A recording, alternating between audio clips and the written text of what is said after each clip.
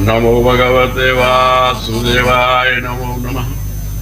ब्रह्मानंदं परम सुखदं कैवल्यं ज्ञानमूर्ते। જીનું વચન સાંભળી વસુદેવે ઋષિઓને પ્રણામ કર્યા અને યજ્ઞોના કામ કરવા વરુણ કર્યા. હે રાજન, ધર્મની નીતિ પ્રમાણે કુરુક્ષેત્રમાં વસુદેવને યજ્ઞોનું યજન કરાવવા લાગ્યા. પછી યજ્ઞની દીક્ષા લઈ રાજાઓ અને યાદવો નાઈને સારા વસ્ત્રો, કમળની માળાઓ પહેરી ઉત્તમ શણગાર ધરી દીધા. વસુદેવની સ્ત્રીઓ પણ સારા શણગાર સજી યજ્ઞની તમામ સામગ્રીઓ લઈને યજ્ઞશાળામાં આવી અને આ પ્રમાણે ગંધર્વો ગાવા લાગ્યા. વસુદેવજીને 18 સ્ત્રીઓ સાથે ઋષિઓએ અભિષેક કર્યો. ચંદ્રમા અને તારાઓની સાથે અભિષેક કરે ને તેવી રીતે આ વખતે સભાસદો સહિત ઋષિઓ વસુદેવના યજ્ઞમાં શોભતા હતા. બળભદ્ર તથા શ્રી કૃષ્ણ પણ પોતપોતાના બંધુઓ તથા પુત્રોની સાથે સ્ત્રીઓથી અને પોતાની વિભૂતિઓથી શોભતા હતા. પ્રત્યેક યજ્ઞમાં વિધિ સહિત હોત્રાદિક પ્રવૃત્તિ અને વિકૃતિરૂપ યજ્ઞોથી મંત્રદ્રવ્ય અને કર્મના ઈશ્વરનું વિષ્ણુનું યજન કર્યું. સમયસર ઋષિઓને ગાય, પૃથ્વી, કન્યાઓને ઉત્તમ ધનની દક્ષિણા આપી પત્ની સંયાજ અને અવભૃત નામની ક્રિયાઓ કરાવી બ્રાહ્મણો અને ઋષિઓએ યજમાનને અગ્રણી કરી પરશુરામના ધરામાં સ્થાન કર્યું. આ પ્રમાણે શ્રી કૃષ્ણ, બળભદ્ર, ઉગ્રસેન આદિ યાદવોએ મોટી પૂજાથી પૂજેલા બંધુઓ પર પ્રીતિ કરાવનાર નંદરાય ગોવાળિયાની સાથે કેટલાક દિવસ ત્યાં રહ્યા. પછી વસુદેવે નંદરાયનો હાથ પકડીને નંદરાયજીને કહ્યું કે હે ભાઈ, મનુષ્યોને સ્નેહનો પાશ ઈશ્વરે નાખેલો છે અને એ પાશ શૂર પુરુષો તથા યોગીઓને પણ છોડવો મુશ્કેલ છે.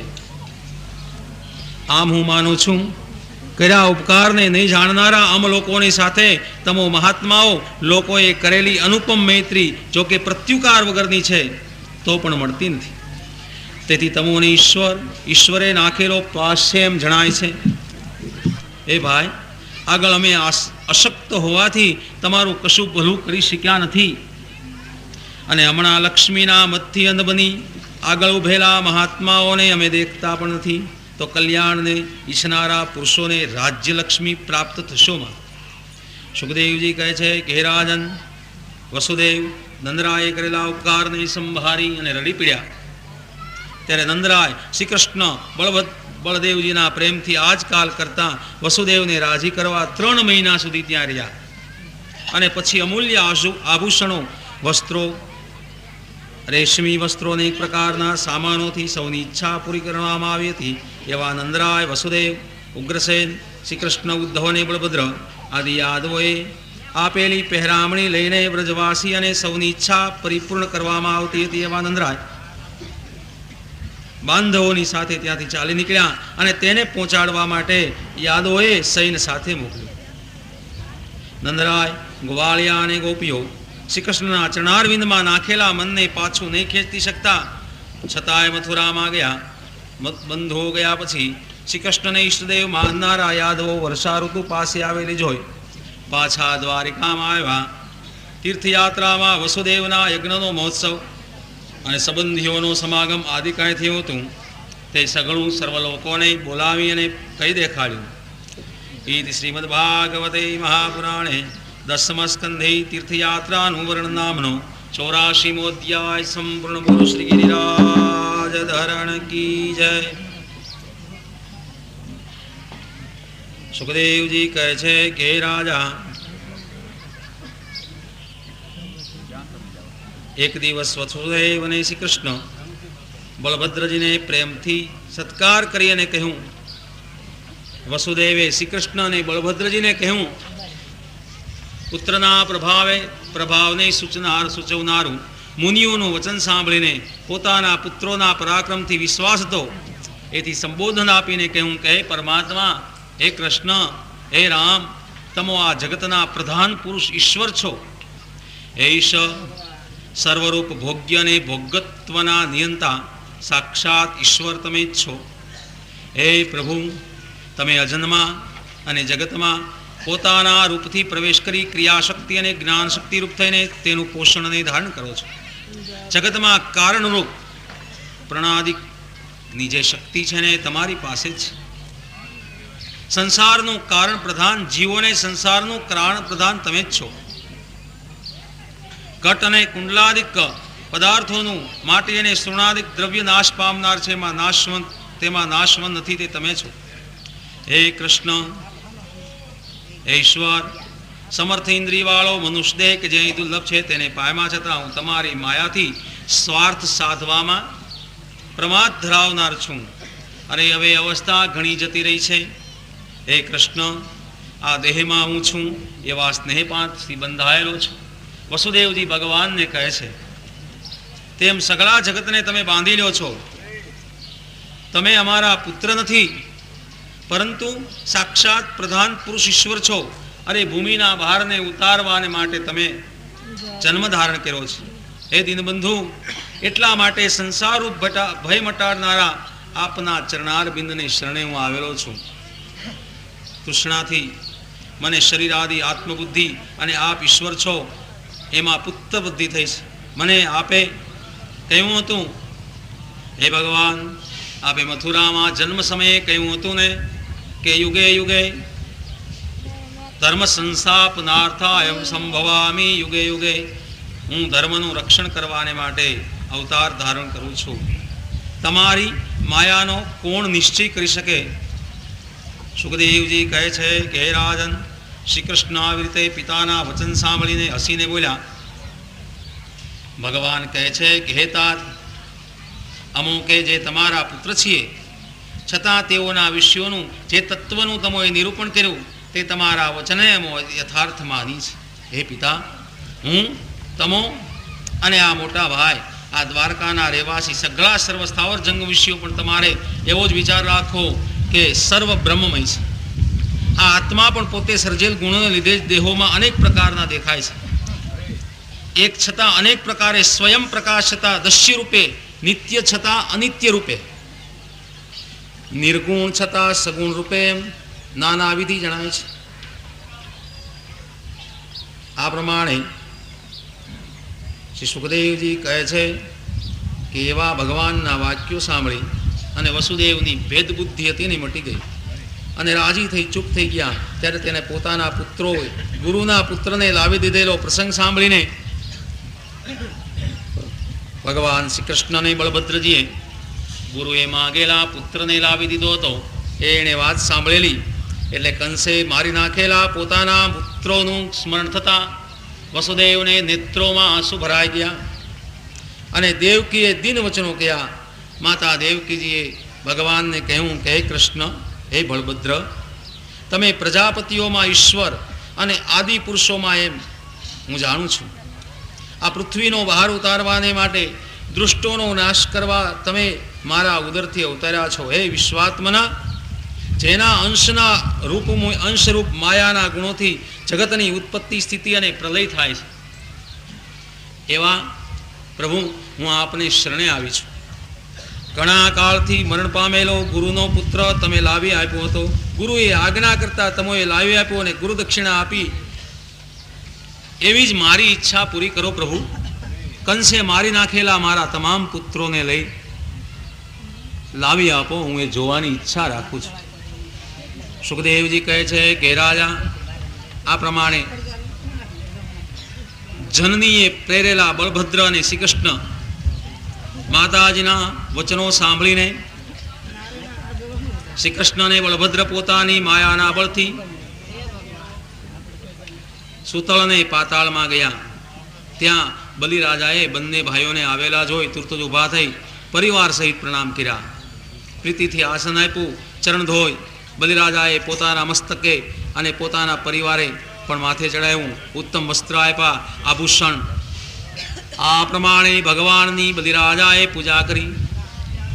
પછી બલિરાજાએ ભગવાનના ચરણારવિંદને વારંવાર ધારણ કરતા આંસુથી વ્યાકુળ થયેલા નેત્રવાળાને ઊભા રૂવાડા થઈ ગયા છે. એવા બલિરાજાએ ગદગદ વાણીથી કહ્યું કે હે પરમાત્મને આપને હું નમસ્કાર કરું છું. રજોગુણી અને તમોગુણી સ્વભાવવાળા અમોને આપનું દર્શન દુર્લભ છે. પ્રભુ આપે દર્શન આપ્યું.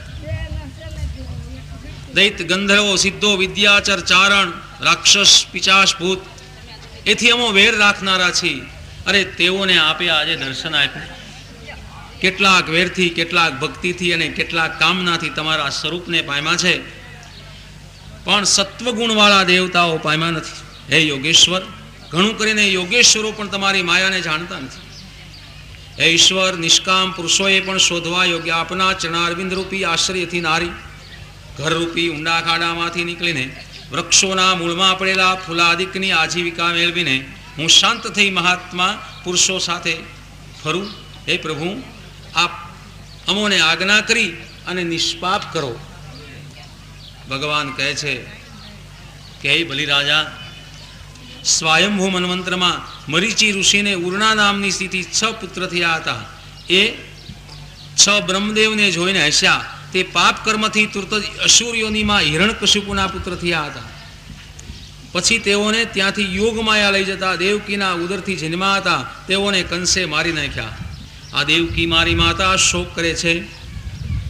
આ 6 જણ તમારી પાસે બેઠા છે, માટે માતાનો શોક મટાડવા સારું એઓને અમે લઈ જઈશું. ત્યાંથી શાપથી સુધી સંસાર રહિત થઈ અને દેવલોકમાં જશે.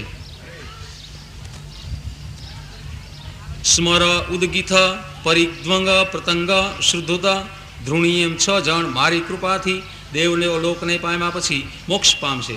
આ પ્રમાણે બલિરાજાએ સાંભળ્યું અને એને સોંપ્યા. ભગવાન શ્રી કૃષ્ણ આ 6 ભાઈઓને લઈને દ્વારકામાં આવી અને દેવકી માતાને આપ્યા.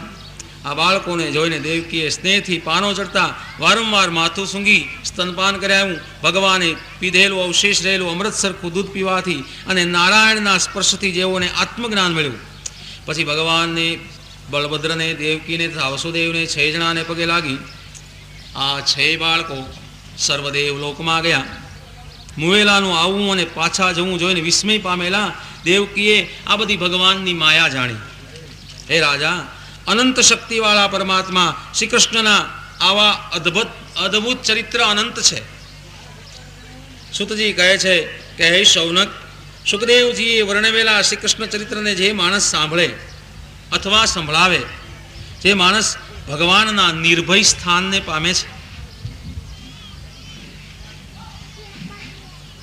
આ પ્રમાણે ત્યારે રાજા પૂછે છે કે હે મહારાજ, શ્રી કૃષ્ણને બળભદ્રજીની બેન સુભદ્રા કે જે મારી દાદી થાય છે, એને અર્જુન કેવી રીતે પરિણ્યા એ હું સાંભળવાની ઈચ્છા રાખું છું. સુખદેવજી કહે છે કે હે રાજન, અર્જુન તીર્થ કરવાની સારું પૃથ્વીમાં ફરતા ફરતા પ્રવાસમાં ગયા. ત્યાં બળભદ્રે પોતાની બેન સુભદ્રાને દુર્યોધન સાથે પરણાવવાનો નિશ્ચય કર્યો હતો. તે સગપણમાં બીજાનો વિચાર ત્યાં દેવાનો નહોતો.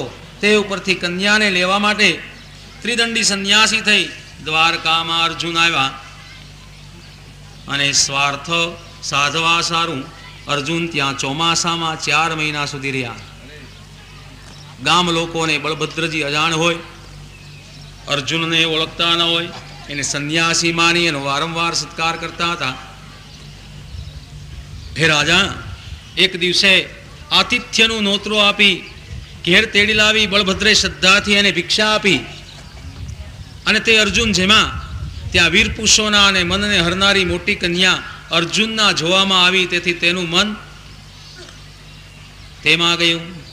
તેમજ કન્યા પણ અર્જુનને જોઈને તેની ઈચ્છા કરતી હતી. એની સામું જોઈને લજ્જિત થઈને હસવા લાગી. પછી તેનું જ ધ્યાન કરતો અને હરણ કરવાનો લાગ જોતા અત્યંત બળવાન એવા અર્જુનને સુખ મળ્યું નહીં. મોટી દેવ યાત્રાના પ્રસંગમાંથી રથમાં બેસી ગઢમાંથી બહાર નીકળેલા સુભદ્રાને એમના મા બાપ અને શ્રી કૃષ્ણની સંમતિથી મારથી અર્જુન હરણ કરી ગયો. રથમાં બેઠેલો અર્જુન ધનુષ્ય લઈને જે સુરાઓ યોદ્ધાઓ આવ્યા હતા એને હરાવીને નસાડી સિંહ જેમ પોતાનો ભાગ લઈ જાય એમ સુભદ્રાને લઈ ગયો. આ સાંભળી અને બળભદ્ર ક્રોધાયમાન થયા. શ્રી કૃષ્ણને તથા સંબંધીઓ પગમાં પડતા શાંત થયા. ત્યારે બહુ જ આનંદ પામી બળભદ્રજીએ વરવહુને ઘણા મૂલ્યના સરસામાન, હાથીઓ, ઘોડા અને દાસદાસીઓ આપી અને પ્રીતિથી ખાવાના પદાર્થો પણ મોકલ્યા. સુખદેવજી કહે છે કે હે રાજા, એક દિવસ એક શ્રી કૃષ્ણનો સખા શાંત અલંપટ સુતદેવ નામનો બ્રાહ્મણ હતો. તે શ્રી કૃષ્ણનો ભક્ત હતો. વિદેહ દેશની મિથિલા નગરીમાં તે ગ્રસ્તાશ્રમી બ્રાહ્મણ હતો. ઉદ્યમ વગર જેમાં કાંઈ મળે ને તેથી જીવન ચલાવતો હતો. આ દેશનો જનક રાજાના વંશમાં બૃહલાશ્ચ રાજા પણ એવી જ રીતે અલંકાર રહિત ભગવાનનો ભક્ત હતો. એ બંને શ્રી કૃષ્ણને પ્રિય હતા. આ બંને ઉપર પ્રસન્ન થઈ શ્રી કૃષ્ણ રથમાં બેસી અને મુનિઓની સાથે વિદેહ દેશમાં પધાર્યા. ત્યાં નારદજી, વામદેવ, અત્રિ, વેદવ્યાસ, પરશુરામ આદિ મુનિઓ પણ ભગવાનની સાથે હતા. વિદેહ દેશમાં જતા રસ્તામાં જે ગામ આવતા ને ત્યાં ભગવાને તે ગામના લોકોના હાથના અર્ઘ્ય લઈ અને તેના સામા આવતા હતા અને મુનિઓ સાથે શ્રી કૃષ્ણ બહુમાન આપતા હતા. આનર્થ, પુરુ, જાંગલ, કંક, મત્સ્ય, પાંચાલાદિ દેશમાં રહેનારા પુરુષો, સ્ત્રી પુરુષો સ્નેહભરી દ્રષ્ટિવાળા તે ભગવાનના મુખારવિંદને જોતા હતા. શ્રી કૃષ્ણ પણ અભય થઈ તત્વજ્ઞાન આપતા અને પોતાની કીર્તિનું ગાન મનુષ્યો ગાતા સાંભળતા ભગવાન ધીરે ધીરે વિદેહ દેશમાં પધાર્યા. ભગવાનને આવેલા જોઈ અને રાજી થયેલા નગરના લોકો હાથમાં પૂજન પદાર્થો લઈને સામે આવ્યા. ભગવાન મુનિઓને પગે લાગ્યા. બૃહલાશ્ચ રાજા અને સુતદેવ બ્રાહ્મણ જગતના ગુરુ ભગવાનને પોતાના અનુગ્રહ માટે આવેલા માનતા હતા. પગમાં પડ્યા. બૃહલાશ્ચે અને સુતદેવે હાથ જોડી ભગવાન અને મુનિઓને એક સાથે એક વખત એક જ સમયમાં મહેમાનના નોતરા આપ્યા. આ નોતરાનો સ્વીકાર કરી બંનેને રાજી કરવા બે રૂપ ધારણ કરી બ્રાહ્મણો સહિત બંનેને ઘેર એક જ સમયે પધાર્યા. એ આ બૃહલાશ્ચે અને બ્રાહ્મણે આ વાત ન જાણી વૃદ્ધિ પામેલી ભક્તિથી હૃદયમાં બહુ જ રાજી થઈ બૃહલાશ્ચે પોતાના ઘેર આવેલાને આસનો આપી અને પગ ધોયા. જળ પોતે સહકુટુંબે માથા પર ચડાયું. સહકુટુંબે માથે જળને ધારણ કરી ગંધ, પુષ્પ, વસ્ત્ર આદિ ભગવાનનું પૂજન કર્યું. આપે કહ્યું હતું, બૃહલાશ્ચ કહે છે કે હે પ્રભુ, આપ સર્વ જગતના આત્મા છો. આપે દર્શન દીધું. આપે કહ્યું કે શેષનાગ, લક્ષ્મી કે બ્રાહ્મણ વધારે વાલા નથી, મને તો ભક્તજનો વાલા છે. એ સત્ય કરવા સારું આપે આજે અમને દર્શન આપ્યા છે. આપે યદુવંશમાં અવતરી મનુષ્યોને સંસારમાંથી છોડાવવા સારું ત્રિલોકના પાપને મટાડવા કીર્તિ વિસ્તારી છે. તમોને હું પ્રણામ કરું છું. હે પ્રભુ, મુનિઓની સાથે કેટલાક દિવસ સુધી અમારે ઘરે રહો અને નિમિકુળને પવિત્ર કરો. આવી રીતે રાજાની પ્રાર્થનાથી ભગવાન નગરીના લોકોના કલ્યાણની સારું ત્યાં રહ્યા. પોતાને ઘેરાવેલા ભગવાન અને મુનિઓને પ્રણામ કરી જનક રાજાની માફક શ્રુતદેવ બહુ રાજી થયો અને પોતાનું વસ્ત્ર હલાવીને નાચવા લાગ્યો. પોતે આણેલા દર્ભના પાટલા સાદડી ઉપર બેસાડી સ્વાગત વચનથી સત્કાર કરતા પોતાની સ્ત્રી સહિત પ્રેમથી ભગવાનના પગ ધોયા. પગ ધોયેલા જળથી આખા કુટુંબને નવરાવ્યા. ફળ અને સત્વગુણને વધારનાર અન્નને બની શકે એવી પૂજાથી તે મહાત્માઓની આરાધના કરી. અરે હું કે જે ઊંડા કૂવામાં પડેલો છું એને સર્વતીર્થમાં સ્થાનકરૂપી આપના ચરણરજવાળા શ્રી કૃષ્ણ અને બ્રાહ્મણોના સમાગમ શા પુણ્યથી થયો છે. પછી પગ ચાપતો સુતદેવ બ્રાહ્મણ બોલ્યો કે ભગવાન, આપ કે જે પરમ પુરુષ છો, પરંતુ પ્રત્યક્ષ દર્શન તો આજે થયું. તમારું નિરંતર શ્રવણ કીર્તન કરતા, તમને પૂજતા પ્રણામ કરતા મનુષ્યોને તમે હૃદયમાં દર્શન આપો છો. મને તો પ્રત્યક્ષ દર્શન દીધું મારું અહોભાગ્ય માનું છું. તમે તો હૃદયમાં રહેવા છો છતાં કર્મથી વિક્ષેપ પામેલી બુદ્ધિવાળાઓને અત્યંત દૂર છો. પરમાત્મા, તમને અમારા પ્રણામ છે. અમે તમારા દાસ છીએ અને આજ્ઞા કરો, અમે શું કામ કરીએ. સુખદેવજી કહે છે કે રાજા આવા સુખદેવના વચન સાંભળી હાથ પકડી અને ભગવાન હસીને બોલ્યા કે હે બ્રાહ્મણ, આ મુનિઓ તમારા ઉપર અનુગ્રહ કરવા માટે આવેલા છે એમ જાણો.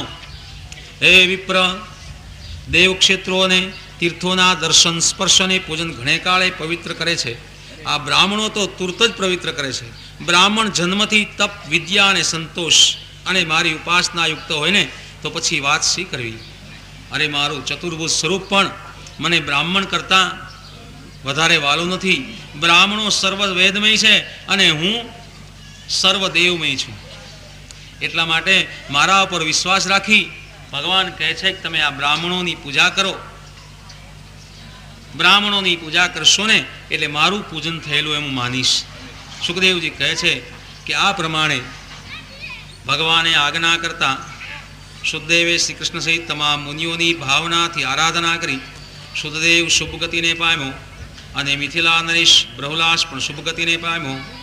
હે રાજન, ભગવાન ત્યારેને પોતાના ભક્તને બ્રાહ્મણ તથા રાજાને સન્માર્ગનો ઉપદેશ કરી દ્વારકામાં વધાર્યા.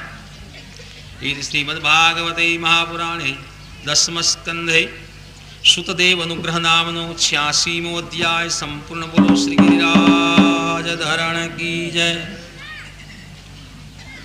પરીક્ષિત રાજા કહે છે કે બ્રહ્મન, હે ગુરુદેવ, શ્રુતિઓએ નિર્ગુણ બ્રહ્મની કેવી રીતે સ્તુતિ કરે છે એ મને સમજાવો.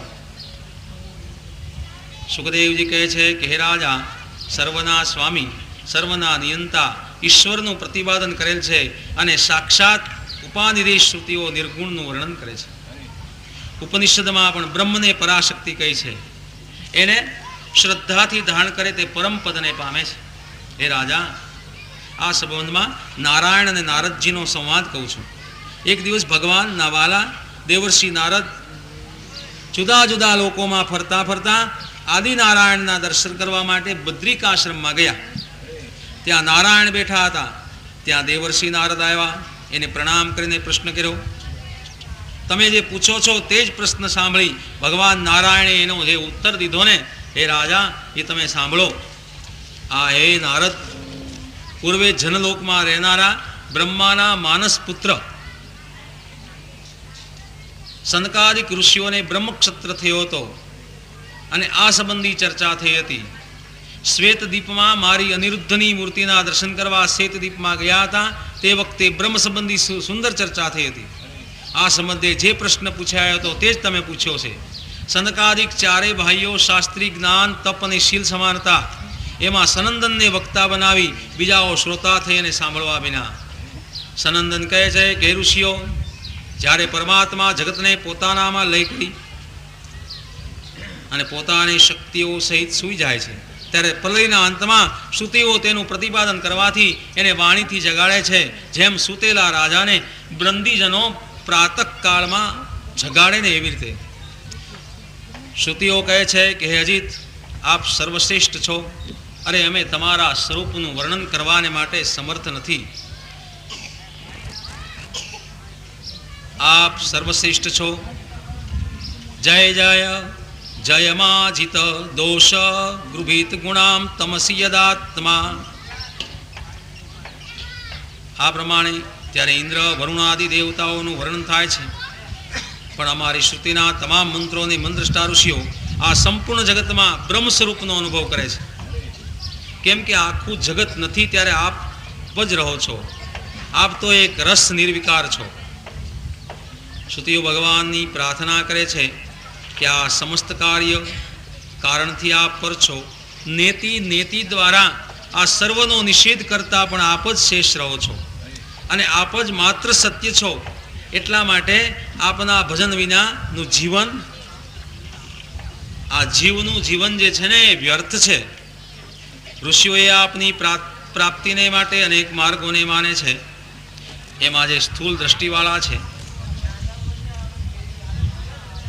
મણિપુર ચક્રમાં અગ્નિરૂપથી આપની ઉપાસના કરે છે, એનું લક્ષ્ય હૃદયાધીશ્વર એવા આપની પ્રાપ્તિ માટે છે. હે પ્રભુ, હૃદયથી આપને પ્રાપ્ત કરવા માટે શ્રેષ્ઠ માર્ગ સુષુમ્ના નાડી બ્રહ્મરંધ્ર સુધી ગઈ છે. જે પુરુષે જ્યોતિર્મય માર્ગને પ્રાપ્ત કરે છે અને પછી આગળ વધે છે ને, તે આ જન્મ મૃત્યુથી છૂટી જાય છે.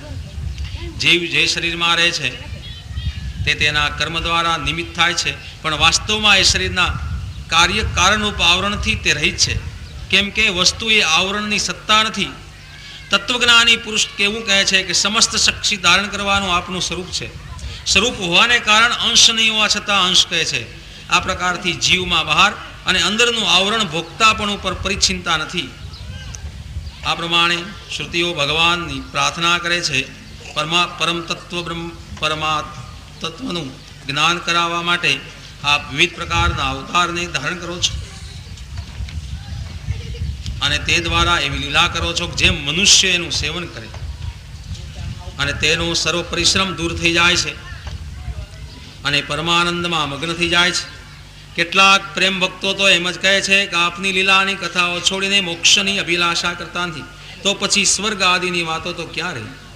આપના ચરણકમળમાં પ્રેમી હંસોના સત્સંગમાં જ્યાં આપની કથા થાય છે ને ત્યાં સુખ માને છે. એટલા માટે આ જીવ પોતાના ઘરનો ગ્રહસ્થાશ્રમી પણ પરિત્યાગ કરે છે.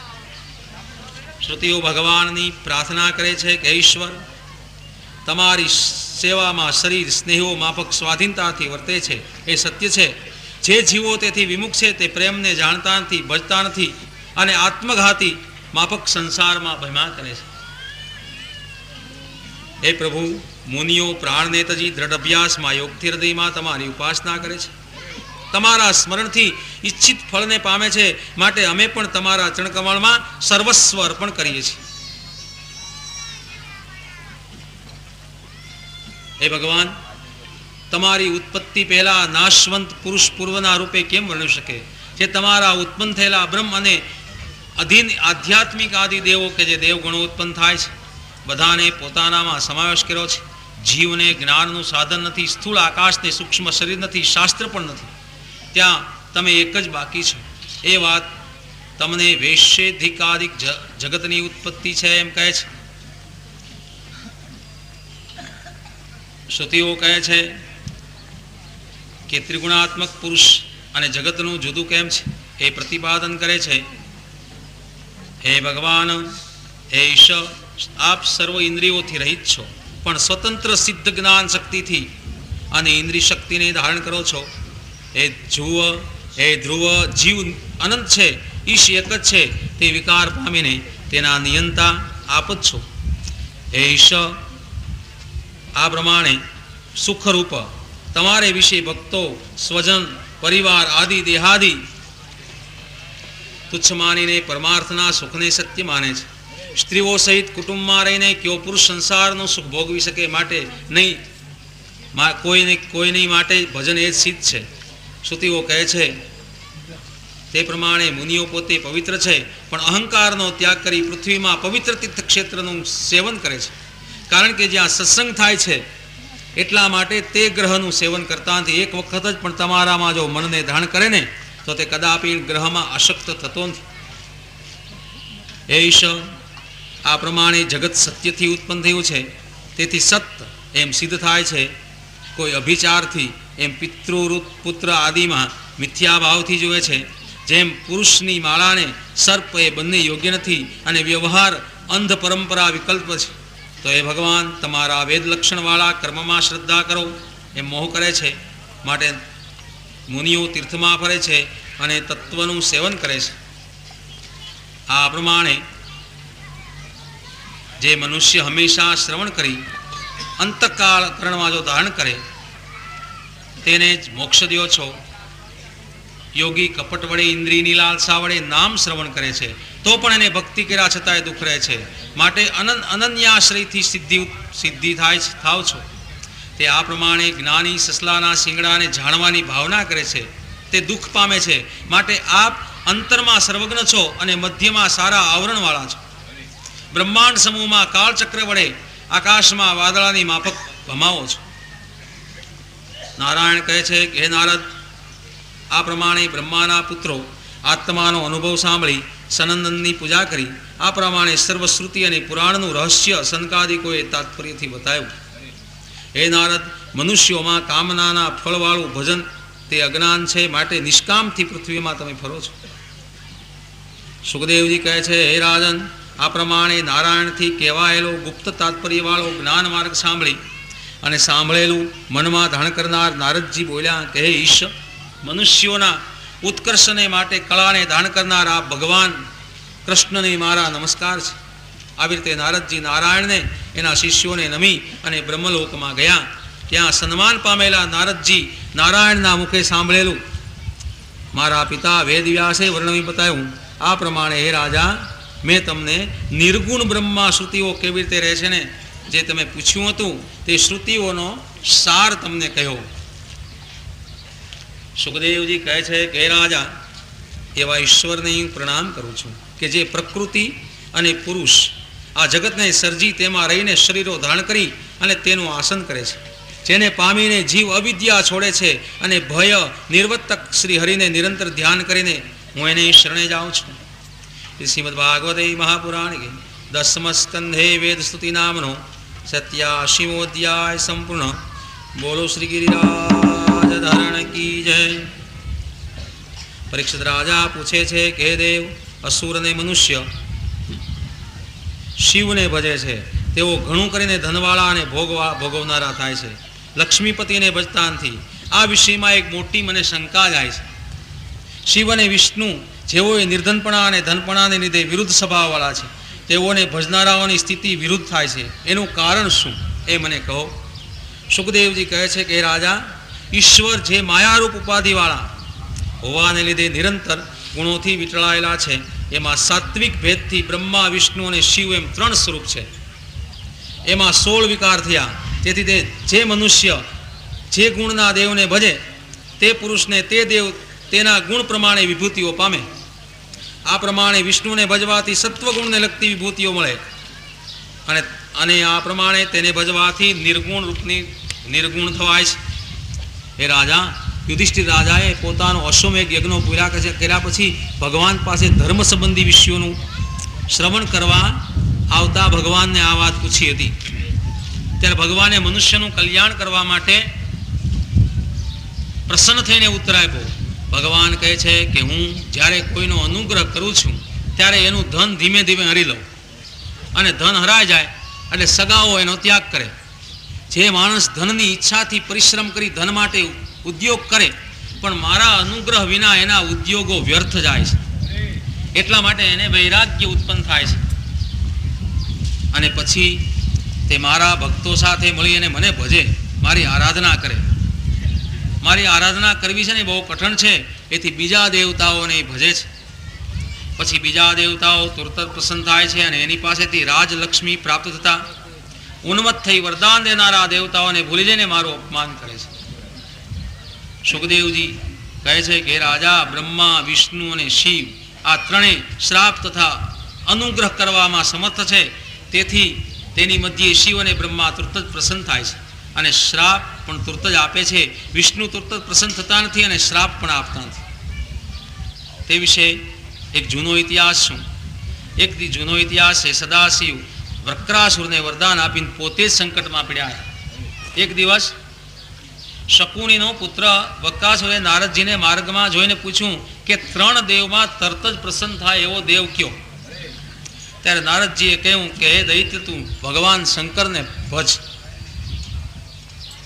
ભગવાન સદાશિવ થોડા ઘણા ભજનથી પણ પ્રસન્ન થાય અને થોડા દોષથી રીસ ચડે આમ કરીશ ને તો તરત જ તને સિદ્ધિ મળશે. રાવણ અને બાણાસુરે ભગવાન સદાશિવની સ્તુતિ કરતા હતા ત્યારે તેને પ્રસન્ન થઈને ભારે ઐશ્વર્ય આપ્યું હતું, પણ તેમાંથી શંકરને બહુ જ કષ્ટ વેઠવું પડ્યું હતું. આ સાંભળીને બકાસુર કેદાર ક્ષેત્રમાં જઈ પરમાત્મા શિવનું આરાધન કરવા લાગ્યો. પોતાના શરીરનું માંસ કાપીને અગ્નિએ શિવનું મુખ છે એમ ધારીને એમાં હોમમાં લાગ્યો. 7 દિવસ થયા છતાંય મહાદેવ પ્રસન્ન થયા નહીં. ત્યારે ઊભા થઈ અને આ વક્રાસુર તલવારથી એનું માથું કાપવા તૈયાર થયો. એ સમયે મહાદયાળુ સદાશિવ અગ્નિમાંથી દેહધારી અગ્નિની પેટે નીકળી ઊભા થઈ અને દૈત્યનો હાથ પકડી લીધા. મહાદેવનો સ્પર્શ થતા વક્રાસુરનો દેહ પૂર્વરત થઈ ગયો.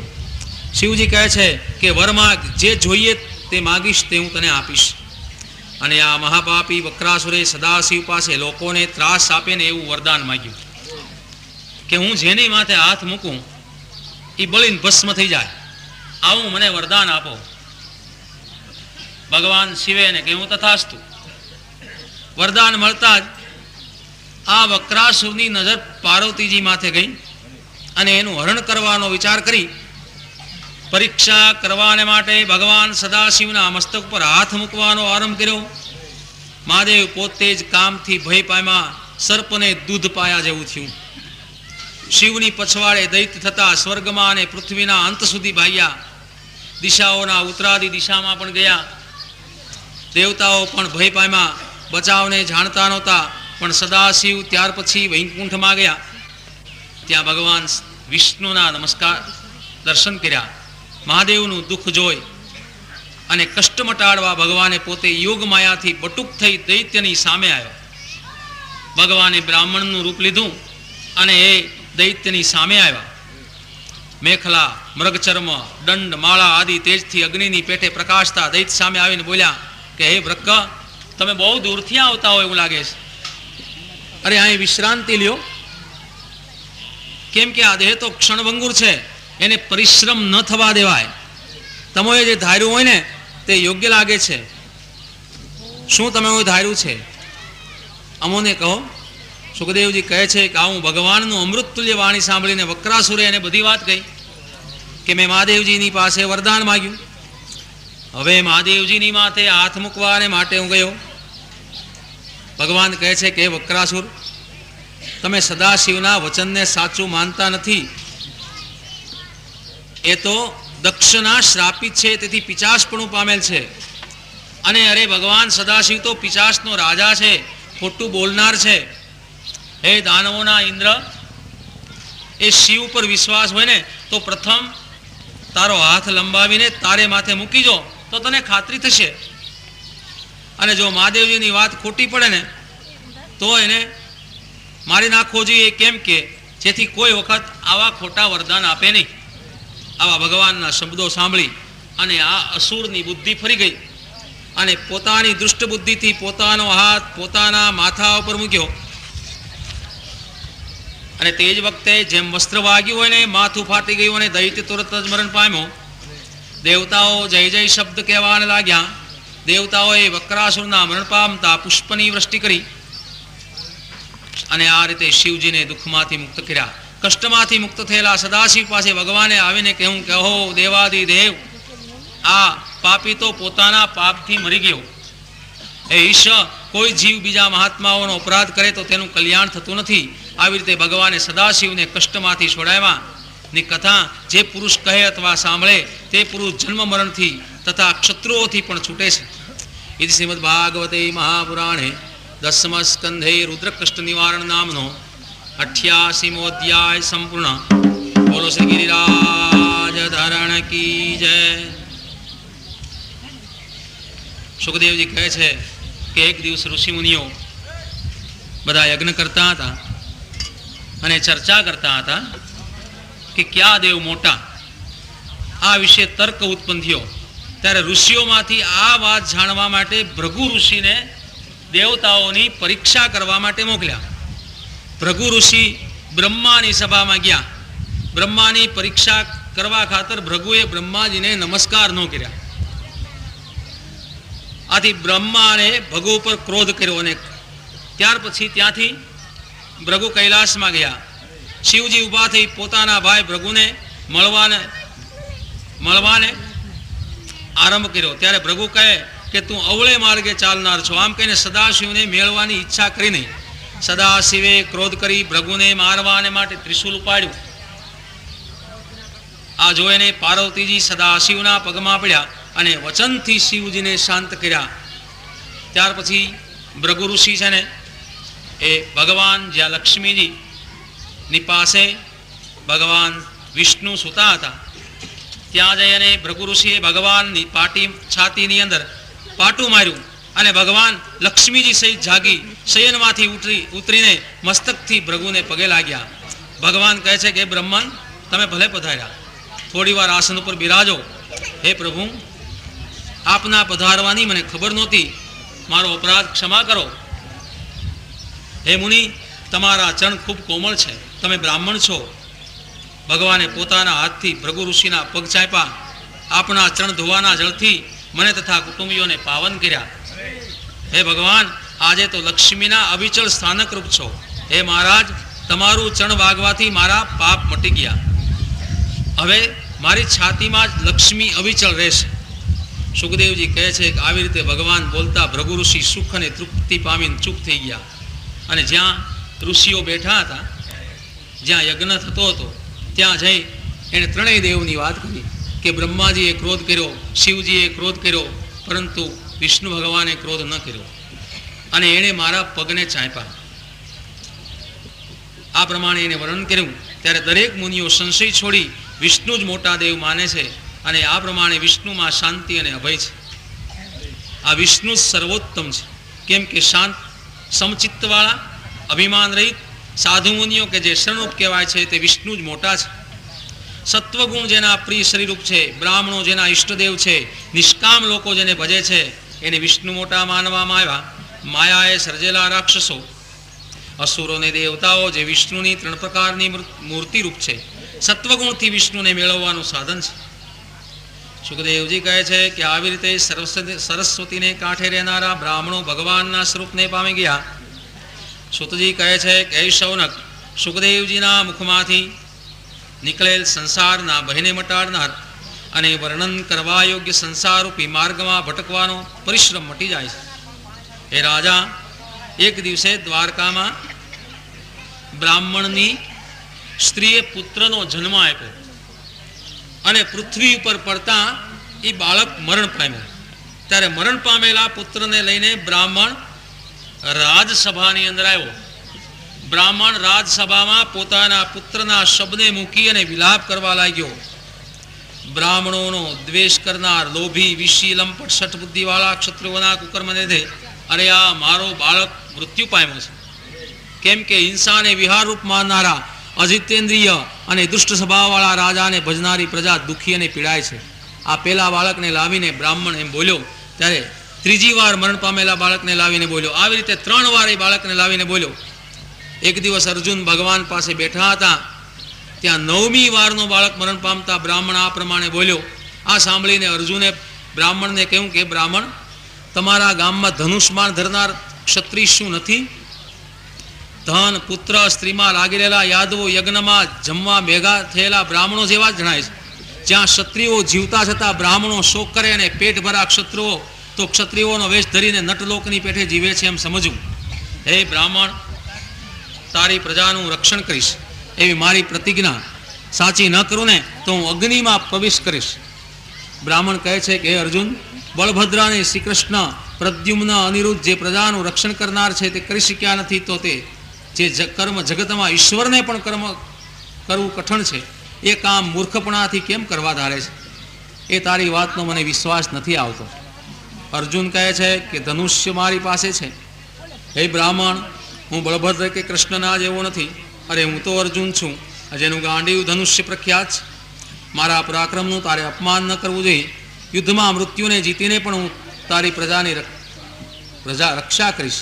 કદાચ કોઈ લઈ જશે ને તો હું મારી પ્રજાને લાવી આપીશ. આ પ્રમાણે અર્જુન વિશ્વાસ આપતા અર્જુનના પરાક્રમ સાંભળતો બ્રાહ્મણ રાજી થઈને પોતાને ઘેર ગયો. પછી પોતાની સ્ત્રીને પ્રસવ થવાનો સમય આવતા મારી પ્રજાની રક્ષા કરો એમ બોલતો બ્રાહ્મણ આવ્યો અને અર્જુનને કહ્યું. તે વખતે જળનું આચમન કરી ગાંડીવ ધનુષ લીધું અને શ્રી કૃષ્ણને નમસ્કાર નહીં કરતા સદાશિવને નમસ્કાર કરી અને દિવ્ય અસ્ત્રોનું સ્મરણ કરી ધનુષ ઉપર દોરી ચડાવી અને પ્રસૂતિ ગૃહના બ્રાણોથી પાંજરા જેવું કરી દીધું.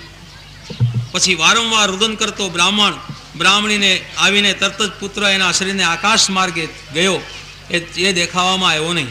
ત્યારે બ્રાહ્મણ શ્રી કૃષ્ણના સાનિધ્યમાં અર્જુનની નિંદા કરવા લાગ્યો કે મારી મૂર્ખતા તો જુઓ કે મેં આ નપુસંકમાં વિશ્વાસ રાખ્યો.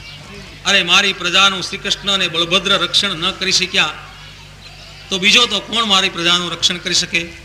અરે આ મિથ્યાવાદી અર્જુનને ધિકાર છે, એના ધનુષને પણ ધિકાર છે. દેવીએ નહીં રાખવા પદાર્થોને મૂર્ખતાથી રાખવા ધારે છે.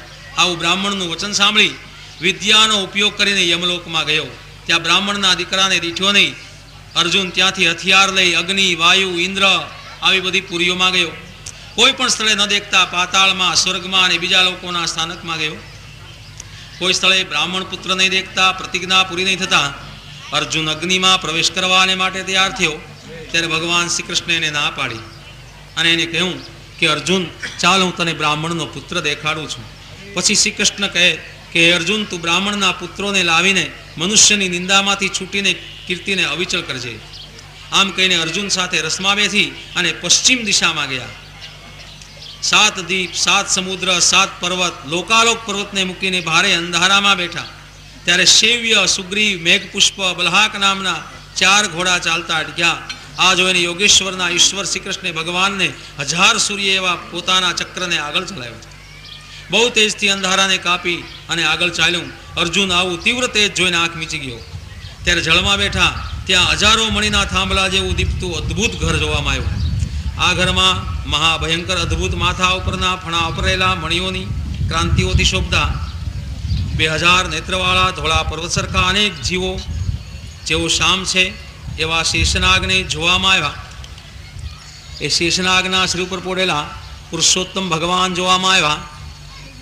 ભૂમા ભગવાનની કાંતિ ઘાટા મેઘની સમાન હતી.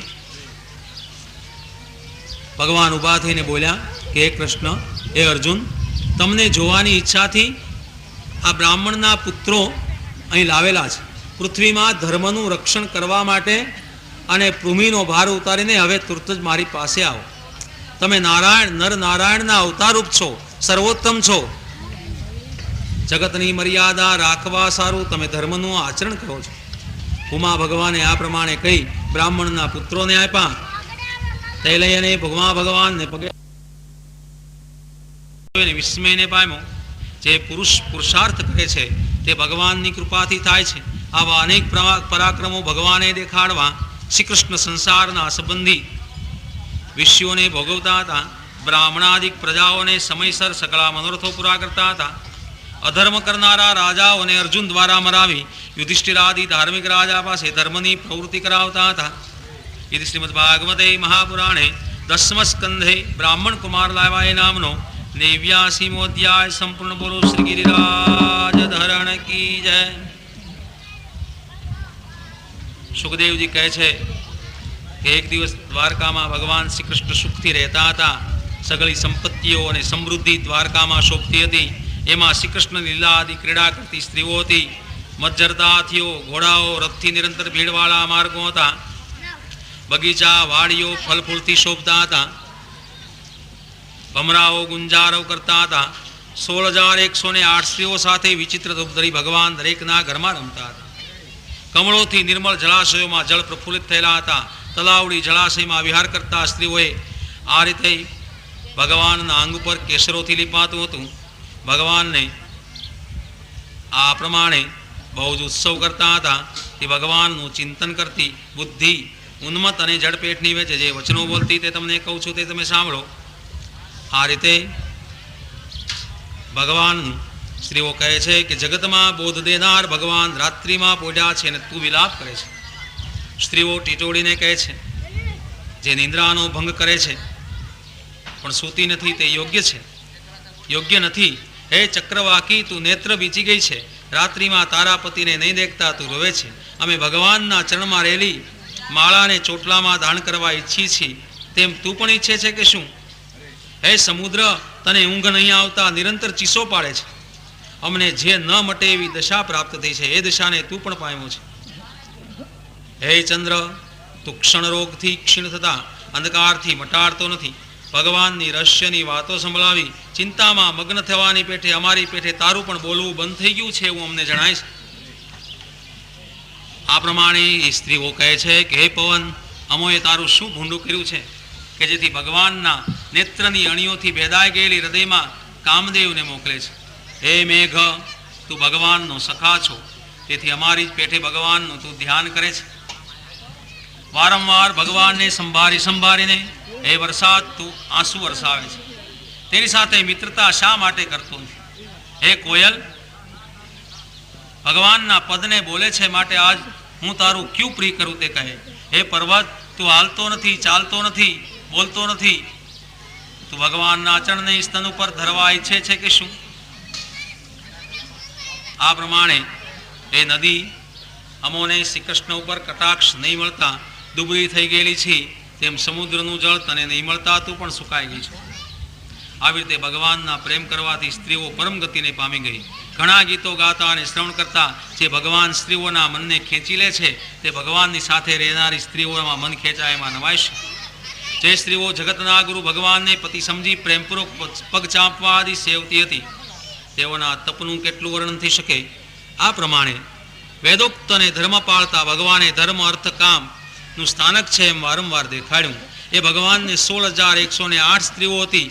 એમાં 8 પટરાણીઓ રૂક્ષ્મણી સહિત હતી. તેઓના પુત્રના નામ આપેલા છે. હે રાજા, શ્રી કૃષ્ણને દરેક રાણીથી 10-10 પુત્રો થયા હતા.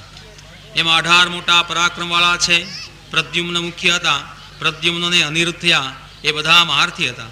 પ્રદ્યુમ્ન પોતાની પીઠે પોતાના પિતાની જેમ મહારથી હતા. તે પ્રદ્યુમ્ન રૂક્ષ્મિયાની દીકરીને પરણ્યો હતો અને એને અનિરુદ્ધ નામનો પુત્ર થયો હતો. અનિરુદ્ધ વિરોચનની પુત્રીને પરણ્યો હતો. એને વજ્રનાભ નામનો પુત્ર થયો હતો. તે મુસળથી થયેલા નાશમાંથી અવશેષ રહ્યો હતો.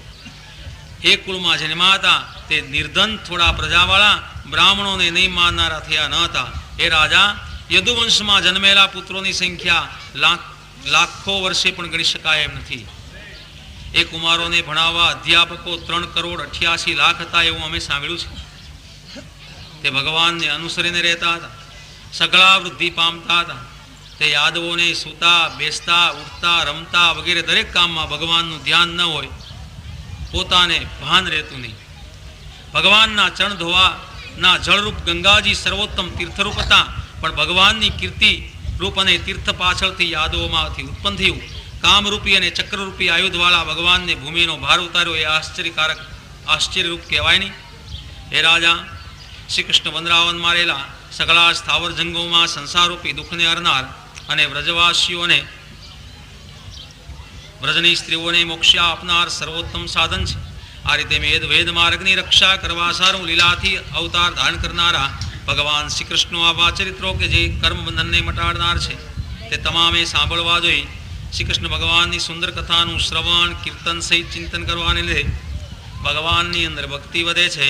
તે ભગવાનના ધામમાં જાય છે.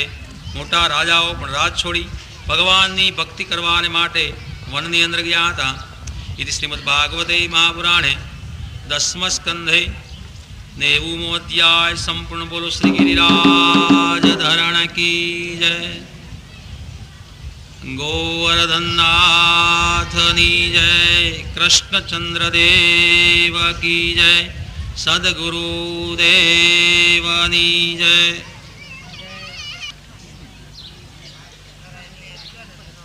બ્રહ્માનંદમ પરમ સુખદમ કૈવલ્યમ જ્ઞાનમૂર્તે દ્વંદ્વાતીતમ ગગન સદૃશમ તત્વમસ્યાદિલક્ષ્યમ એકમ નિત્યમ વિમલમચલમ સર્વધિ સાક્ષિભૂતમ ભાવાતીતમ ત્રિગુણરહિતમ સદગુરો તું નમામિ. વંદે શંભુયુમાપતિમ સુરગુરો વંદે જગત્કારણમ વંદે પન્નગભૂષણમ રગધરમ વંદે પશુનાં પતિ વંદે સૂર્યશશાંકવરેણયનમ વંદે મુકુંદપ્રિયમ વંદે ભક્તજનાશ્રયં ચ વરદમ વંદે શિવં શંકરમ.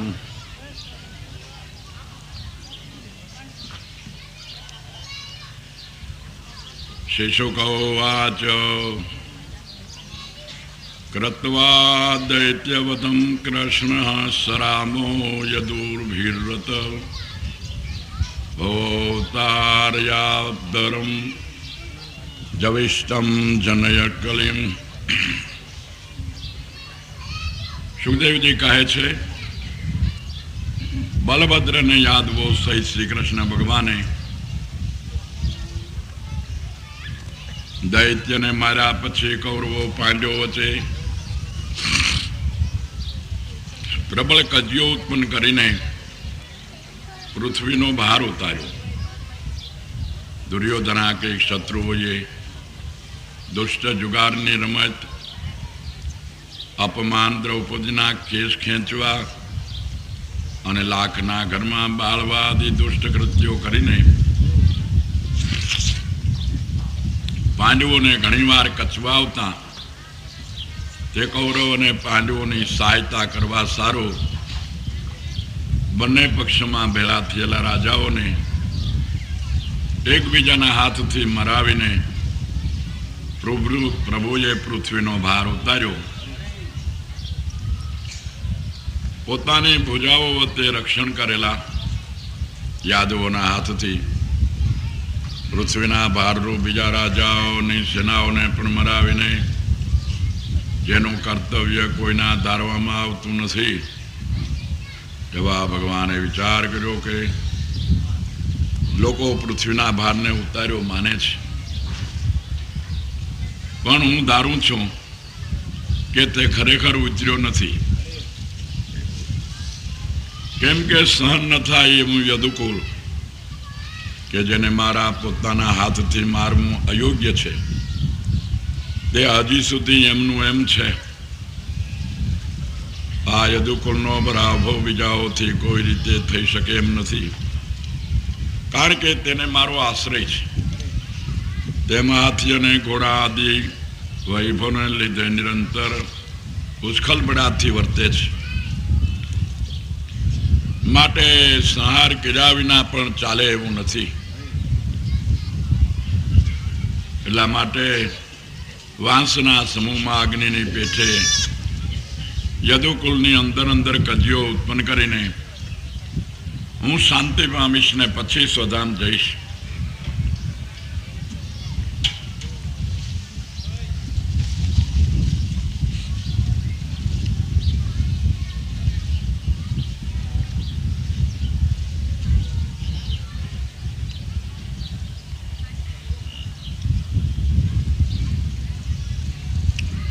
પરીક્ષિત રાજા પૂછે છે,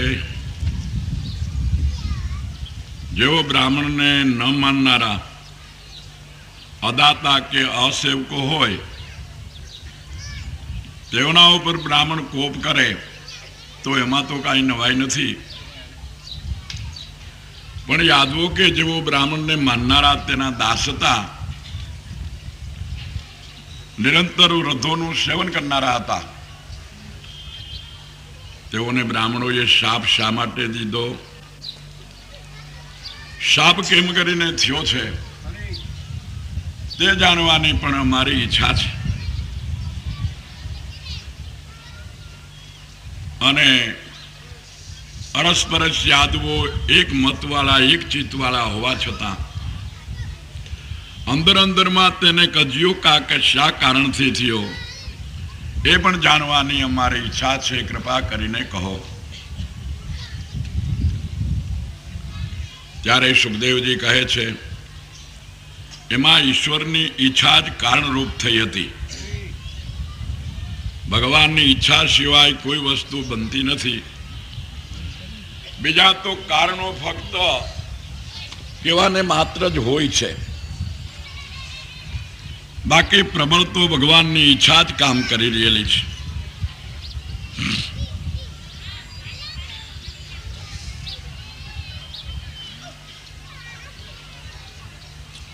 કેટલાય અશ્વમેઘાદિક કર્મો કેવળ પુણ્યને ઉત્પન્ન કરે છે, કેટલાય પુત્રને રમણવા આદિ કર્મો કેવળ સુખને જ ઉત્પન્ન કરે છે, અને કેટલાક પ્રાયશ્ચિતાદિ કર્મો કેવળ પાપને જ હરે છે. પરંતુ શ્રી કૃષ્ણ ભગવાન કે જે કર્મો કરતા હતા તે કર્મો તો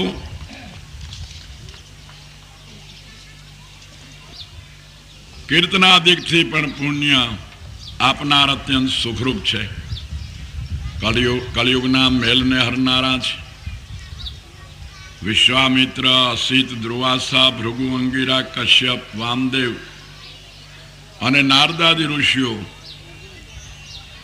ભગવાનના કહેવાથી પિંડારામાં રહ્યા હતા. યાદવોના કુમાર પુત્રો રમતા રમતા તેઓની પાસે ગયા. ભગવાન શ્રી કૃષ્ણે કાયમને માટે પોતાના કુટુંબને સત્સંગ મળી રહે અને સંતોની સેવા મળે એટલા માટે આવા મહાન પુરુષોને દ્વારકાની બાજુમાં રહેણાંક આપી અને રાખ્યા હતા. પણ જેમ ગંગાજી મગધ દેશને પવિત્ર કરી શકી નથી અટાણ સુધી, એમ આટલા બધા મહાન સંતો ત્યાં વાસ કરતા હોવા છતાં યાદવોના ઉસ્ખલ અને સ્વચ્છંદી બાળકોના સંસ્કારોની માલિકોર એમાંયનું કોઈ ભક્તિ કે જ્ઞાન પ્રાપ્ત થયા નહીં, પણ ઉલટાના વધારે ને વધારે ઉસ્ખલ બનતા ગયા.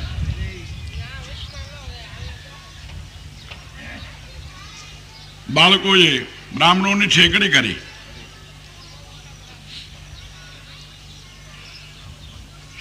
ભગવાન જાંબવતીના પુત્ર શાંબને સ્ત્રીનો વેશ પહેરાવીને સાથે લઈ ગયા. નમ્રતા વગરના એ કુમારોએ ખોટી નમ્રતા દેખાડી. બ્રાહ્મણોના પગ ચાલીને તેઓને પૂછ્યું કે હે અમુક દર્શનવાળા, તમે તો ત્રિકાળદર્શી કહેવાઓ. આ ગર્ભવાળી સ્ત્રી કે જે જાણવાની તૈયારીમાં છે અને પુત્ર આવવાને ઈચ્છે છે, તે આપ લોકોને મોઢા મોઢ પૂછવાને લજાતા અમારે મોઢે પૂછાવે છે, માટે કહો કે આ સ્ત્રી શું જણશે? પેટે ડબરિયું બાંધી મોટું પેટ કરી સ્ત્રીના કપડા પહેરાવી અને બ્રાહ્મણોની આવી મશ્કરી કરી. હે રાજા, આ પ્રમાણે ઠગેલા મુનિઓએ કોપ કરીને તેઓને કહ્યું કે હે મંદભાગ્યો, આ સ્ત્રી તમારા કુળનો નાશ કરે એવું એક મુસળ ધન છે, મુસળ જણશે. આ સાંભળી બહુ ત્રાસ પામેલા તે કુમારોએ તુરંત સાંભનું પેટ છોડીને જોયું. ત્યાં તેમાં કુળનો નાશ કરે એવું લોઢાનું મુસળ જોવામાં આવ્યું. ઓહો મંદભાગ્યવાળા, આપણે આ શું કર્યું? લોકો આપણને શું કરશે?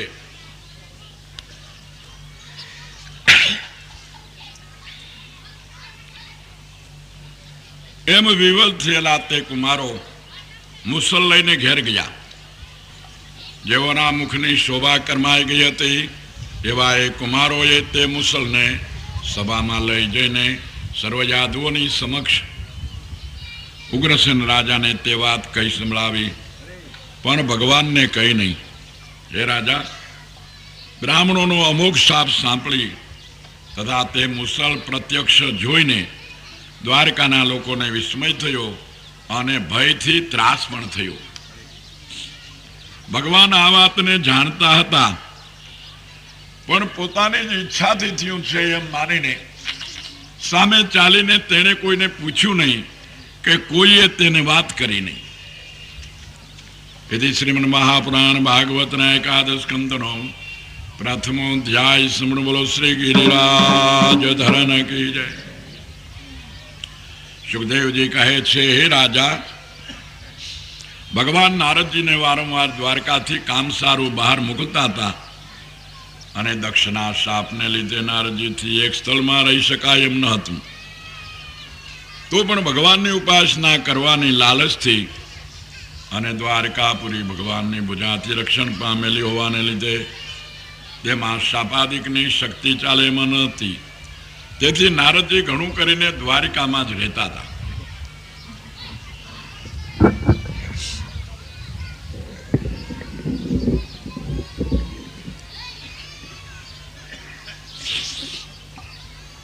સર્વસ્થળમાં જેને માથે મૃત્યુ ફરે જ છે એવો કયો ઇન્દ્રિયવાળો પુરુષ મોટા દેવતાઓએ ઉપાસના કરવા યોગ્ય ભગવાનના ચરણારવિંદને ન ભજે? હે રાજા, નારદજી જેવા મુક્ત પુરુષોને પણ ભજનમાં આસક્તિ રહે છે, ત્યારે બીજા બધ પુરુષોએ ભજન કરવું જોઈએ તેમાં તો કહેવું શું? જેઓને ઇન્દ્રિયો હોય તે સગળા ભગવાનના ભજન કરવાને યોગ્ય છે. હે નારદજી એક દિવસે વસુદેવને ઘેર આવતા તેમનું પૂજન કરી સારી રીતે બેસાડી વસુદેવે પ્રણામ કરી આ પ્રમાણે પૂછ્યું હતું.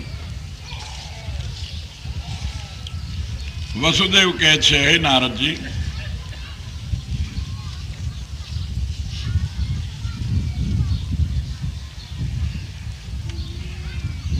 હે મહારાજ, જેમ મા બાપનું આવવું બાળકોના શુભને માટે છે અને જેમ ભગવાનના માર્ગરૂપ મહાત્માઓનું આવવું દિન લોકોના શુભને માટે છે, તેમાં આપ કે જે નારાયણ રૂપ જ છો તેમનું આવવું સર્વ પ્રાણીઓના કલ્યાણને માટે છે.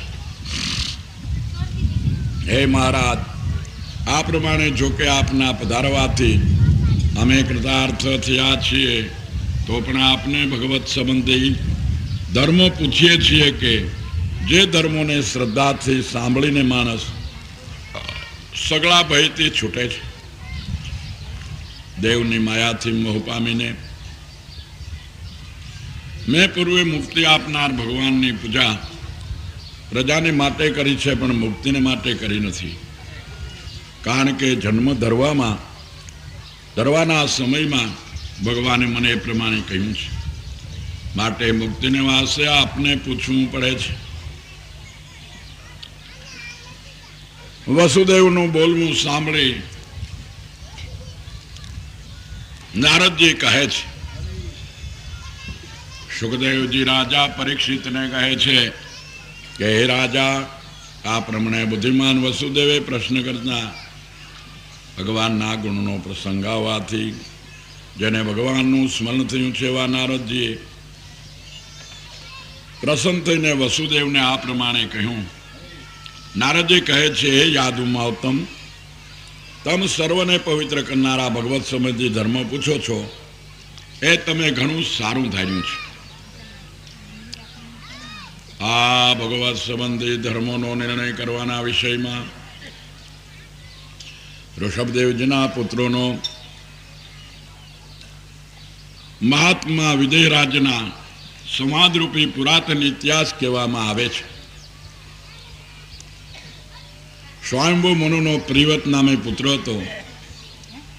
તેના અગ્નિદ્ર, તેનો નાભી અને તેના ઋષભદેવજી નામે પુત્ર થયા હતા. જે કથા આપણે આગળ કહી ગયા છે એ ભગવાનના અંશરૂપ ઋષભદેવજી મોક્ષ સંબંધી ધર્મો કહેવાની ઈચ્છાથી ઉતર્યા હતા એમ કહેવાય છે. એમના 100 પુત્રો થયા કે જેઓ વેદના પારને પામ્યા હતા. બાકીના 99 પુત્રોમાં 9 પુત્રો આ ભરતખંડના પેટાના નવદ્વીપમાં રાજ્ય કરતા હતા. 81 પુત્રો કર્મ માર્ગને પ્રવર્તનારા બ્રાહ્મણ થયા હતા. અને કવિ, હરિ, અંતરિક્ષ, પ્રબુદ્ધ, પીપલાયન, આવિહોત્ર, દ્રુમિચ, ચમસ અને કરભાજન એ નામના 9 જણા મહાભાગ્યશાળી યોગેશ્વર થયા હતા. એ યોગેશ્વરો પરમાર્થ માર્ગનું નિરૂપણ કરનારા,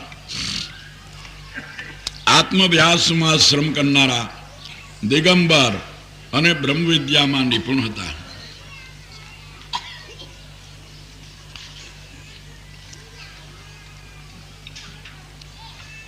એ લોકો એક દિવસે ભરતખંડમાં મહાત્મા નિમિરાજાનો યજ્ઞ કે જેને ઋષિઓ વિધિપૂર્વક ચલાવતા હતા તેમાં યદચ્છાથી ગયા. હે રાજા, સૂર્ય સરકાએ મોટા વૈષ્ણવ યોગેશ્વરોને જોઈ યજમાન, યજ્ઞીઓ, બ્રાહ્મણો સગળા ઉભા થયા. એ લોકોને નારાયણના પરમ ભક્ત જાણી રાજી થયેલા નિમિરાજાએ આસન પર બેસાડીને યોગ્ય રીતે તેઓની પૂજા કરી. બહુ જ રાજી થયેલા નિમિરાજાએ સ્વાભાવિક કાંતિથી શોભતા સનત કુમારાદિક સરખા એ નવયોગેશ્વરને ભક્તિભાવથી નમીને આ પ્રમાણે પૂછ્યું. નિમિરાજા કહે છે કે આપ લોકોને સાક્ષાત વિષ્ણુ ભગવાનના પાર્ષદ હું માનું છું. કેમ કે ભગવાનના પાર્ષદો લોકોને પવિત્ર કરવા સારું સર્વ સ્થળોમાં ફરે છે. ઘણા અવતારમાં ફરતા જીવોને આ મોક્ષના સાધનરૂપ મનુષ્યનો દેહ ક્ષણભંગુર છતાં પણ દુર્લભ છે. અને તેમાં પણ વૈષ્ણવોનું દર્શન તો અતિ દુર્લભ છે, હું માનું છું. હે નિર્મલ પુરુષો, એટલા માટે સર્વોત્તમ કલ્યાણ શું છે તે આપ લોકોને પૂછો છો. કારણ કે આ સંસારમાં અર્ધાક્ષરનો સત્સંગ પણ મનુષ્યોને ભંડાર મળવાની પેઠે પરમાનંદ આપે છે. 1000 વર્ષના તપે કરીને જે ફળ પ્રાપ્ત થતું નથી તે ફળ મહાપુરુષોના એક લવ સત્સંગ દ્વારા પ્રાપ્ત થાય છે. માટે ભગવત સંબંધી ધર્મો પણ કહો કે જે ધર્મોથી પ્રસન્ન થઈને ભગવાન પોતાના ભક્તને પોતાનું સ્વરૂપ પણ આપે છે. નારદજી કહે છે, વસુદેવ, એ પ્રમાણે નિમિરાજાએ પૂછના તે મહાત્મા યોગેશ્વરોએ પ્રીતિથી સભાસદોને ઋત્વિજો સહિત તે રાજાનો સત્કાર કરી આ પ્રમાણે કહ્યું. કવિ કહે છે, આ સંસારમાં ભગવાનના ચરણારવિંદની ઉપાસના કરવી એ જ સર્વ પ્રકારના ભયને મટાડનાર સર્વોત્તમ કલ્યાણ છે એમ માનું છું. જે ઉપાસના કરવામાં દેહાદિક મિથ્યા પદાર્થોના અભિમાનથી સર્વદા ઉદ્વેગ પામેલાનો સંસારનો ભય સગળો નિવૃત્ત થાય છે. શાસ્ત્ર વિધિથી કરેલા કર્મો જ નારાયણને અર્પણ કરવા એમ નિયમ નથી, પણ કાયાથી, વાણીથી, મનથી, ઇન્દ્રિયોથી, બુદ્ધિથી, અહંકારથી અને અધ્યાસથી માની લીધેલા બ્રાહ્મણપણાદિક સ્વભાવથી પણ જે કાંઈ કર્મ કરવામાં આવે તે સઘળું પરમેશ્વર નારાયણને અર્પણ કરી દેવું. આપણે એટલું સમજીએ છીએ કે સત્ય કર્મ કરીએ તે જ ભગવાનને અર્પણ થતું હશે તો સુતવિદ્યારા ઘર તારું તે બાહ્ય સમર્પણ કીધું, પણ પાપ કર્મ તો પામર જીવડે પોતે માથે લીધું. અરે શું સમજો વૈષ્ણવ થઈ અવિદ્યા તો અળગી નવ ગઈ. પણ સારા યા નરસા મનથી, કર્મથી, વચનથી જે કાંઈ કર્મ થાય છે તે સર્વે ઈશ્વરાર્પણ કરવા. આમ કરવાથી સર્વ પ્રકારની શરીરાદિકની ક્રિયા ભગવત સંબંધી ધર્મરૂપ થાય છે. જોકે અજ્ઞાનથી કલ્પેલો ભય જ્ઞાનથી જ મટે છે, તો પણ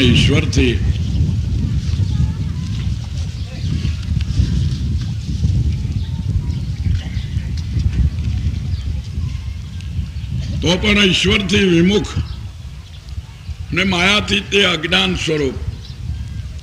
સ્વરૂપનું અસ્ફુરણ થયું છે.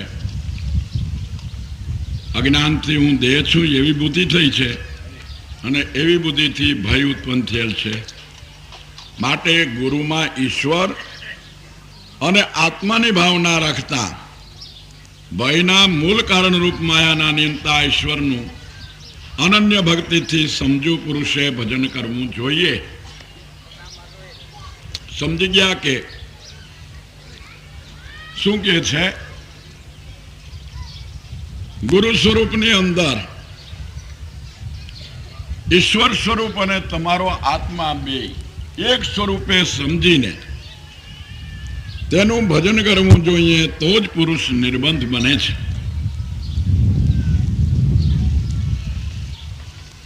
ભજન કરવાથી અભય થાય છે. આ દ્વૈત પ્રપંચ જો કે વિદ્યમાન જ નથી, તો પણ સ્વપ્ન અને મનોરથની પેઠે તેનું ચિંતન કરનારના મનથી પ્રતીત થાય છે. માટે સમજો પુરુષે કર્મોના સંકલ્પ અને વિકલ્પ કરનારા મનને રોકવું જોઈએ, અને તેમ કરવા ભયની પ્રાપ્તિ થાય છે.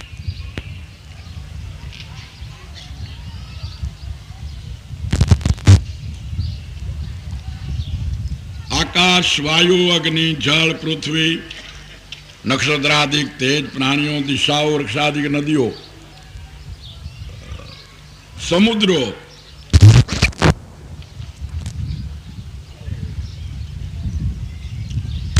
નિમિ રાજા પૂછે છે, હવે વૈષ્ણવ વિશે કહો.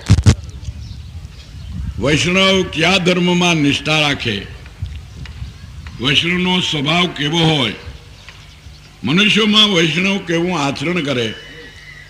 વૈષ્ણવ શું બોલે?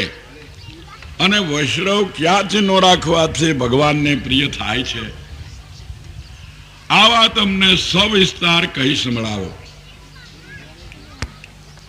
જે પુરુષ શ્રદ્ધા રાખીને હરિનામના બીજા યોગેશ્વર કહે છે, હું ચૈતન્ય રૂપ પરબ્રહ્મપણાથી સર્વ પદાર્થમાં અનુસૂત છું અને સર્વે પદાર્થો મારા પરબ્રહ્મ સ્વરૂપમાં અધ્યસ્ત છે, એમ જે પુરુષ યથાર્થ રીતે જાણે તેનું નામ ઉત્તમ વૈષ્ણવ કહેવાય છે. કોને ઉત્તમ વૈષ્ણવ કહેવાય છે? કે ચૈતન્ય રૂપ પરબ્રહ્મપણાથી સર્વ પદાર્થોમાં અનુસૂત છું આત્મ સ્વરૂપે, અને સર્વે પ્રાણી માત્ર, સર્વ દ્રશ્ય, સર્વ જગત મારા સ્વરૂપની અંદર અધ્યસ્ત છે, એમ જે સમજે છે તેનું નામ પરમ વૈષ્ણવ કહેવાય છે. કારણ કે તેને એટલી જ પણ ભેદ બુદ્ધિ રહી છે. જે પુરુષ ઈશ્વર ઉપર પ્રેમ, ઈશ્વરના ભક્તોની સાથે મૈત્રી, મૂર્ખો ઉપર કૃપા અને શત્રુ ઉપર ઉપેક્ષા રાખે તે મધ્યમ વૈષ્ણવ કહેવાય છે. કારણ કે તેને એટલી પણ ભેદ બુદ્ધિ રહેલી છે, માટે એ બીજા નંબરના વૈષ્ણવ છે. જે પુરુષ શ્રદ્ધા રાખીને મૂર્તિમાં જ ભગવાનની પૂજા કરે પણ ભગવાનના ભક્તોની પૂજા ન કરે અને બીજાઓની તો ન જ કરે, તે પુરુષ પ્રાકૃત એટલે જેણે ભક્તિ કરવાનો આરંભ કર્યો છે એવા ત્રીજા પ્રકારના વૈષ્ણવ કહેવાય છે.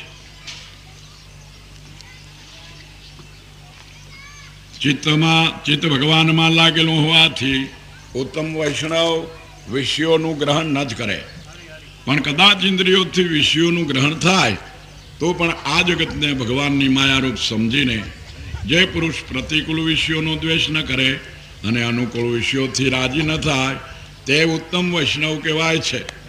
જેને આપણે ભજનને વાણીની માલિક પરમાત્માઓ એમ કહે છે કે સુખ દુઃખ મેં આનંદ રેવે, હરદમ હરિ ગુણ ગાવે, સાધુ હો નર હમકુ ભાવે. ભગવાનના ચરણાવિત કરતા બીજું સગળું તુચ્છ છે એવું નિરંતર સ્મરણ રાખીને થોડી વાર પણ ભજનને ન મૂકે તે ઉત્તમ વૈષ્ણવ કહેવાય છે.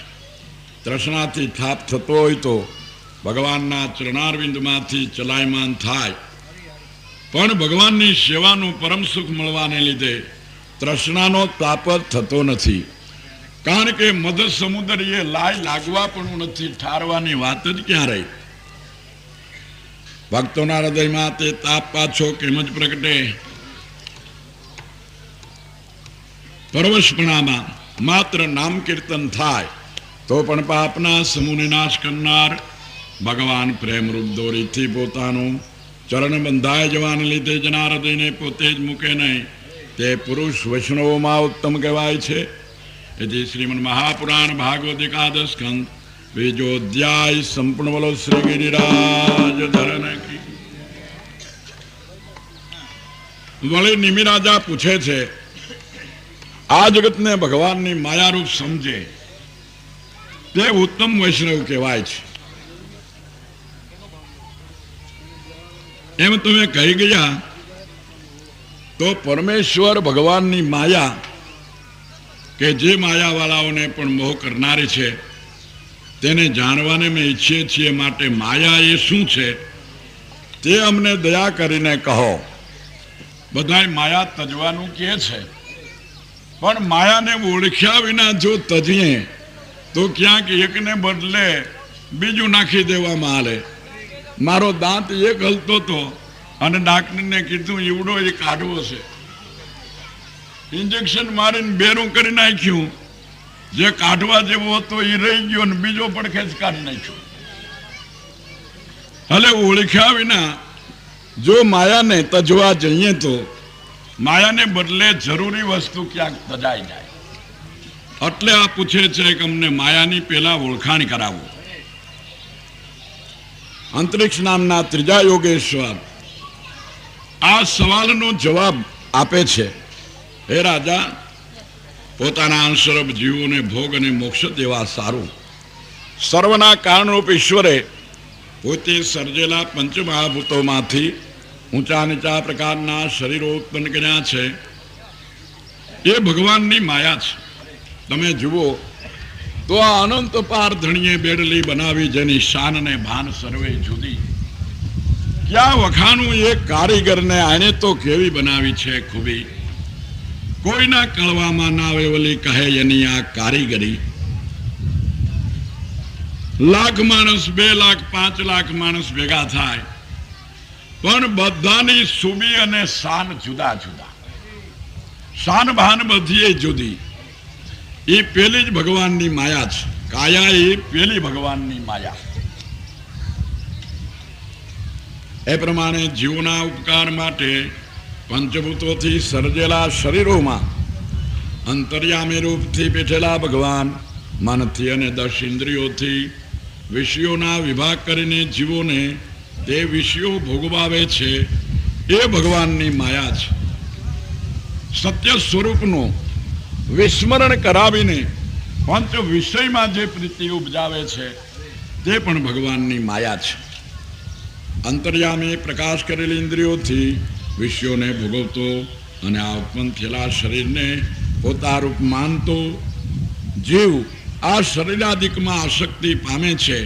એ પણ ભગવાનની માયા છે, એમ તમારે જાણવું.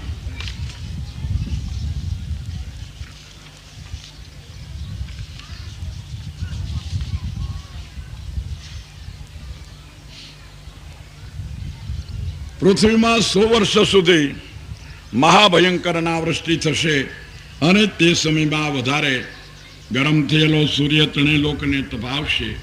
એ ભગવાનની માયા સમજવી. બ્રહ્માંડ રૂપ શરીરવાળા બ્રહ્માંડ રૂપ પોતાના શરીરને છોડી જાય, જેમ કાષ્ટરથ્ય લોગની પોતાના સૂક્ષ્મ રૂપમાં પ્રવેશ કરે છે, તેમ સૂક્ષ્મ પરબ્રહ્મા પ્રવેશ કરશે. એ ભગવાનની માયા કે છે. આકાશનો શબ્દ ગુણ કાલથી હરાઈ જતા આકાશ તમસંકારમાં લઈ પામશે. પૃથ્વી જળમાં જળ, વાયુમાં વાયુ, તેજમાં તેજ, આકાશમાં એ પ્રમાણે કર્મ પ્રમાણે આકાશ અહંકારમાં લઈ પામશે. તે ભગવાનની માયા સમજવી. અહંકાર પોતાના 3 પ્રકારના કાર્યોની સાથે મહતત્વમાં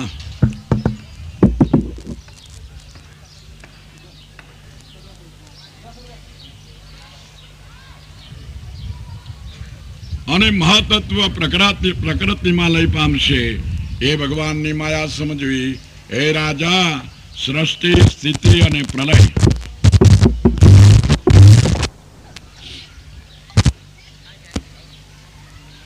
સૃષ્ટિ, સ્થિતિ અને પ્રલય કરનારી આ 3 ગુણવાળી ભગવાનની માયાનું અમોએ તમારી પાસે વર્ણન કરી સંભળાવ્યું. હવે બીજું શું સાંભળવાને ઈચ્છો છો? ટૂંકામાં કહી દઈએ કે માયા કાળ, માયા ક્રોધ, કાયર, શુભ માર્ગ શોધ.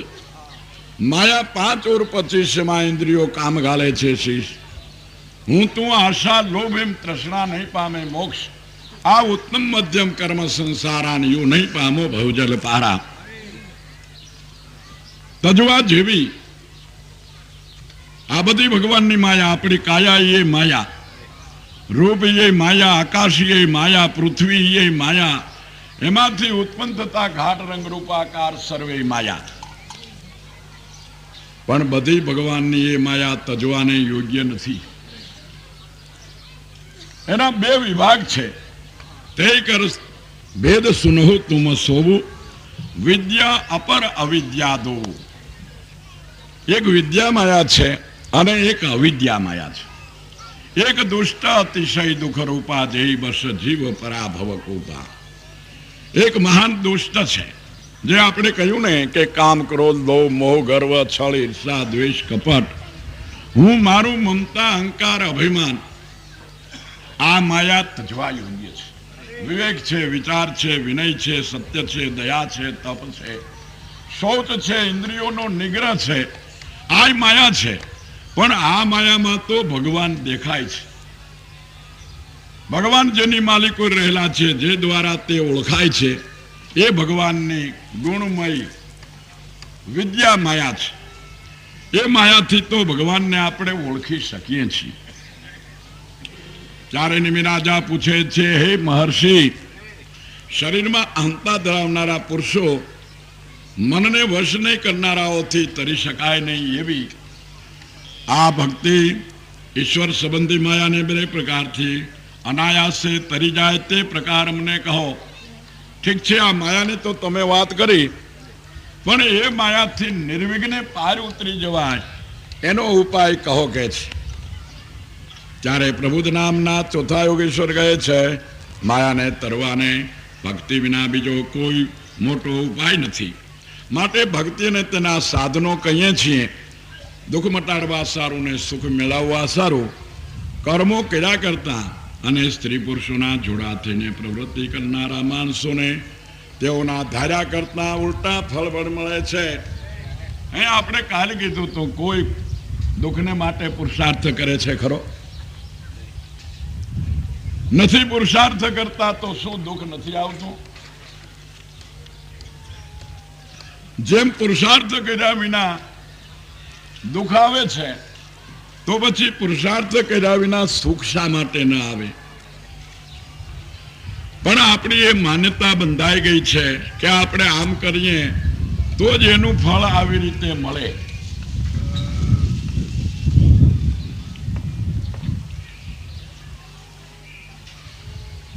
આ લોકનું સુખ અને લોક જેમ નાશ પામનાર છે, તેમ કર્મથી મેળવેલું પરલોકનું સુખ અને તે લોક પણ નાશ પામનાર છે એમ તમારે જાણવું.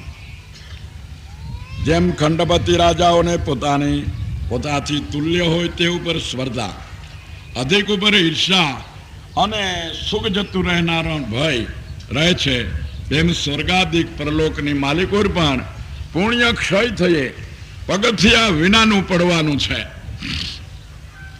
પરબ્રહ્મા અપરોક્ષ અનુભવથી પહોંચેલા હોવાથી શિષ્યોના મનમાં પોતાનો બોધ પેસાડનાર ઘણી શાંતિવાળા ગુરુને ચરણે જવું, જે શ્રોત્રીને બ્રહ્મનિષ્ઠ છે અને સદાને માટે હર કોઈ સમયની માલિકોર ચંદ્રમાની સમાન અમૃત વરસાવવા છતાં અતિ જે શીતળ છે તેવા સદગુરુને ચરણે જવું. ગુરુની પાસે રહીને